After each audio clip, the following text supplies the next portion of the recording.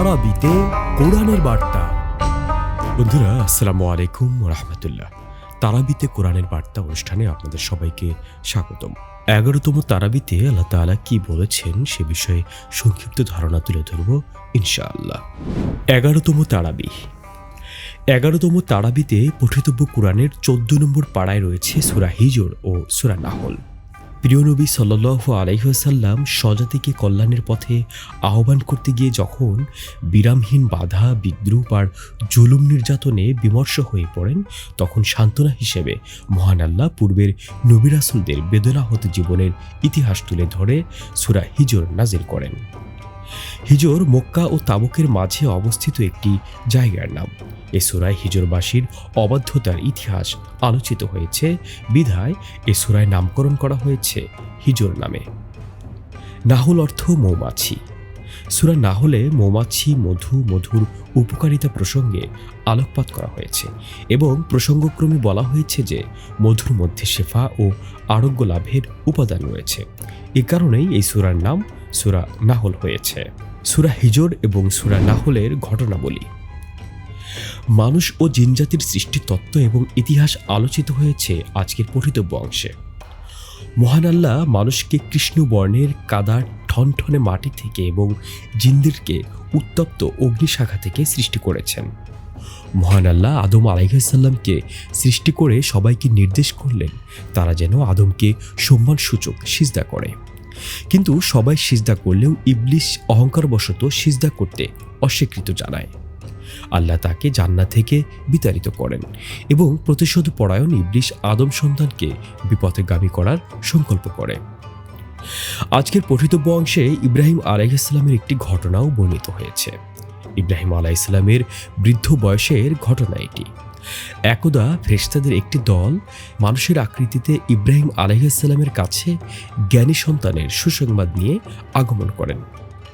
ইব্রাহিম আলাইহিসসালাম মানুষ ভেবে তাদেরকে আপ্যায়ন করতে গেলে তারা জানান তারা ফেরেশতা। ফেরেশতাদের খাদ্য গ্রহণের প্রয়োজন হয় না। বৃদ্ধ বয়সে সন্তান লাভের সুসংবাদ শুনে বিস্মিত হন ইব্রাহিম আলাইহিসসালাম। নবীর বিস্ময় দেখে আল্লাহর রহমত থেকে কখনো নিরাশ না হওয়ার কথা বলেন ফেরেশতারা। কথোপকথনের এক পর্যায়ে ফেরেশতারা জানান পার্শ্ববর্তী অঞ্চলের নবী লূত আলাইহিসসালামের জাতি তাদের নবীর অবাধ্যতা এবং সমকামিতার মতো জঘন্য অপরাধে লিপ্ত হওয়ায় তারা আল্লাহর আযাব নিয়ে আগমন করেছেন। এরপর ফেরেশতারা লূত আলাইহিসসালামের সঙ্গে সাক্ষাৎ করেন। সুদর্শন মানুষরূপী ফেরেশতাদেরকে দেখে পাপিষ্ঠ সম্প্রদায় তাদের সাথে অপকর্ম করতে গিয়ে ব্যর্থ হয়। ফেরেশতাগণ লূতকে অনুসারীদের নিয়ে এলাকা ত্যাগ করতে বলেন। এরপর একদিন ভোরে তাদের উপর আল্লাহর আযাব তথা মহানিনাদ এবং প্রস্তর বৃষ্টি বর্ষিত হয়। পুরো এলাকা সম্পূর্ণই উল্টে দেওয়া হয়। আল্লাহ এটাকে ঈমানদারদের জন্য নিদর্শনবহুল ঘটনা বলে আখ্যায়িত করেছেন। আল্লাহর হুকুম অমান্য করার কারণে আইকাবাসী অর্থাৎ শুআইব আলাইহিসসালামের সম্প্রদায়কেও ধ্বংস করা হয়েছিল। সেই ঘটনারও ইঙ্গিত রয়েছে এই সূরায়। সালেহ আলাইহিসসালামের সম্প্রদায়ের নাম ছিল ছামুদ। তারা নিরাপদে বসবাসের জন্য পাহাড় কেটে ঘর তৈরি করত। কিন্তু আল্লাহর হুকুম অমান্য এবং নবীকে মিথ্যা প্রতিপন্ন করার কারণে বিকট আওয়াজের গজব তাদের উপর আপতিত হয়েছিল। ঈমান ও আকীদা। আজকের পঠিতব্য অংশে আল্লাহ তাআলা ঈমান ও আকীদা নিয়ে একটি বার্তা প্রেরণ করেছেন।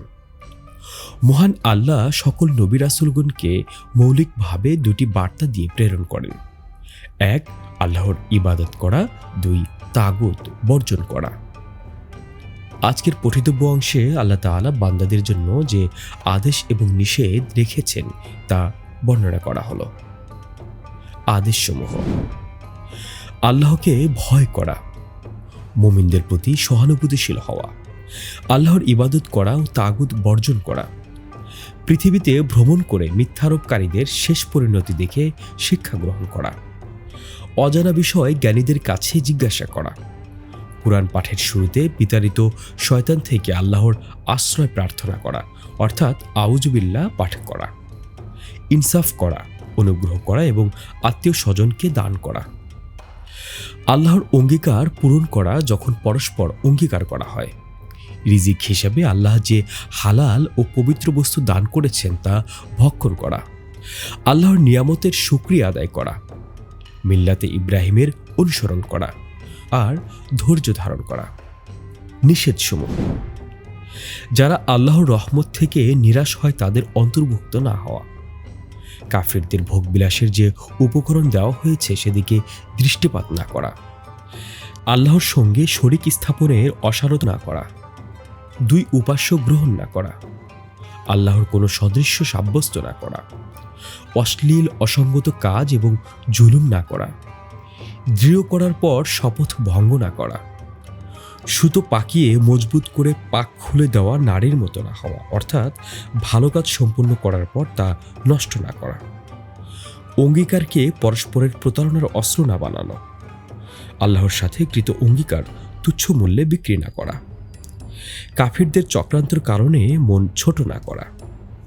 হালাল এবং হারাম: আজকের পঠিতব্য অংশে আল্লাহ তাআলা তার বান্দাদের জন্য হালাল এবং হারামের কিছু কথা তুলে ধরেছেন। আল্লাহ মৃত প্রাণী, রক্ত, শূকর এবং আল্লাহ ছাড়া অন্যের নামে জবাই করা প্রাণী ভক্ষণ করাকে হারাম করেছেন। ধারণাপ্রসূত কোনো কিছুকে হালাল বা হারাম মন্তব্য করতে নিষেধ করা হয়েছে, কারণ এর অর্থ হবে আল্লাহর ব্যাপারে মিথ্যারোপ করা।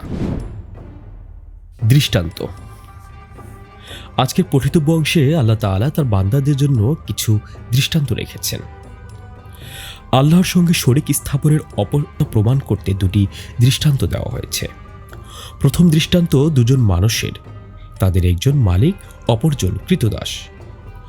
প্রথমজন আল্লাহর দেওয়া রিজিক থেকে অকাতরে দান করতে পারে, দ্বিতীয়জন কৃতদাস হওয়ায় কিছুই করতে সক্ষম নয়। তারা দুজনই মানুষ অথচ সমান নয়। তাহলে কোনো সৃষ্টি কি সৃষ্টিকর্তা আল্লাহর সমকক্ষ হতে পারে? কিভাবে মহান সৃষ্টিকর্তার সাথে কোনো সৃষ্টিকে উপাস্য সাব্যস্ত করে মুশরিকরা? দ্বিতীয় দৃষ্টান্ত এমন দুজন মানুষের, যাদের একজন নিজে সরল সুন্দর পথে পরিচালিত হয়, আবার অন্যদেরকেও ন্যায় ও সুবিচারের নির্দেশ দান করতে সক্ষম, আর অপরজন বোবা ও অথর্ব। অন্যের কল্যাণ তো দূরের কথা, সে নিজেই নিজের বোঝা। তারা দুজনই মানুষ এবং একই জাতির অন্তর্ভুক্ত হওয়া সত্ত্বেও সমান নয়। তাহলে মহান আল্লাহ আর মুশরিকদের পূজনীয় মূর্তি কিভাবে সমান হতে পারে? আল্লাহর নিয়ামতের সীমা: আল্লাহর সীমাহীন নিয়ামতরাজির কয়েকটি ঈমান জাগা নিয়ে বিবরণ তুলে ধরে বলা হয়েছে, আল্লাহর নিয়ামতসমূহ যদি তোমরা গণনা করো তবে গুনে গুনে শেষ করতে পারবে না। ইসলাম নারীকে মুক্ত করে সম্মানিত করেছে। কন্যা সন্তানের সংবাদে মক্কার মুশরিকদের চেহারা কালো হয়ে যেত, তারা লোকলজ্জার ভয়ে মুখ লুকাত। অথচ সূরা নিসা নামের বিশাল এক সূরায় নারীর অধিকার ও মর্যাদার কথা বিশদভাবে বর্ণনা করেছে কোরআন। নবীজির বহু হাদিস মায়ের জাতিকে অন্যান্য উচ্চতায় তুলে ধরা হয়েছে।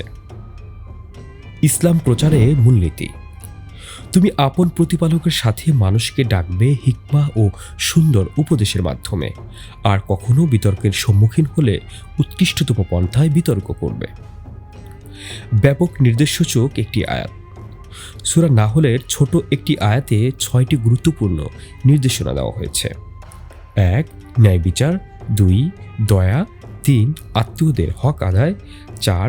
অশ্লীলতা পরিহার, 5. মন্দ কাজ পরিহার এবং 6. জুলুম থেকে বিরত থাকা। কুরআন হেফাজতের দায়িত্ব স্বয়ং আল্লাহর।